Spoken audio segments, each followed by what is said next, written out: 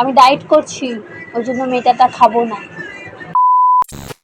So hello everyone, কি আমাকে দেখে মনে হচ্ছে আমি একটুও পাতলা হয়েছি? যাই হোক, আমি তো বুঝতে পারছি না। তোমরা যদি বুঝতে পেরে থাকো তাহলে অবশ্যই কমেন্ট করো। আর কিছুদিন পরে আমার 1 মাস হয়ে যাবে যে আমি ডায়েট করছি আর ওয়ার্কআউট করছি। সেটা তোমাদের সাথে শেয়ার করিনি যে আমি কি ওয়ার্কআউট করি। দেখো, বেশিরভাগ দিনই না আমি নাইটি পরে করি, কারণ বাড়িতে থাকি তো যখন যেটা পারি আমি করে নিই। তো সবসময় রেডি হয়ে আর করা হয় না, তাই তোমাদের সাথে শেয়ার করিনি। তবে একটা সময় করে আমি তোমাদের সাথে শেয়ার করবো। আর আজকে হচ্ছে সানডে স্পেশাল মিনি ব্লগ। আমার জন্য চিকেন স্টু আর বরের জন্য চিকেন কষা করে দিল শাশুড়ি মা। তো চলো এখন আমরা সবাই মিলে খেতে বসে গেছি। আর আজকে জানো তো চিকেন স্টুটা ভেবেছিলাম আমিই বানাবো ইউটিউব দেখে, কিন্তু তারপরে ভাবলাম যে আমি তো এইসব কিছুই পারি না, করতে গেলে সব ঘেটে ঘা হয়ে যাবে।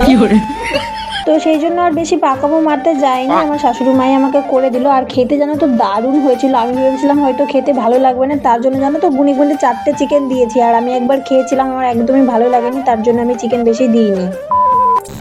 এটা হচ্ছে রাত্রের ডিনার। রাত্রেও আমি চিকেন স্টু দিয়ে রুটি খাচ্ছি, আর এই যে বরকে দিয়ে দিয়েছি রুটি আর চিকেন কষা। শাশুড়ি মা বললো যে চিকেন স্টু দিয়ে নাকি রুটি খেতে আরো বেশি ভালো লাগে। তো ভাবলাম চলো খেয়ে দেখি, আজকে একটু টেস্ট করে দেখি কেমন লাগে খেতে। তো খেয়ে দেখলাম যে দারুণই লাগছে খেতে, খারাপ লাগছে না। মাঝে মাঝে আমি রাত্রেবেলা করে ওটসও খেয়ে থাকি, তো সেটাও আমি তোমাদের সাথে শেয়ার করবো। কিছুদিন পরে আমার 1 মাস হয়ে যাবে, তারপরে আমি আমার ওজনটাকে মেপে তোমাদের সাথে বিফোর আর আফটারের একটা ভিডিও শেয়ার করবো। এতদিন তোমাদের সাথে কিছু শেয়ার করিনি, কিন্তু এখন আমি তোমাদের সাথে শেয়ার করছি। তো চলো টাটা।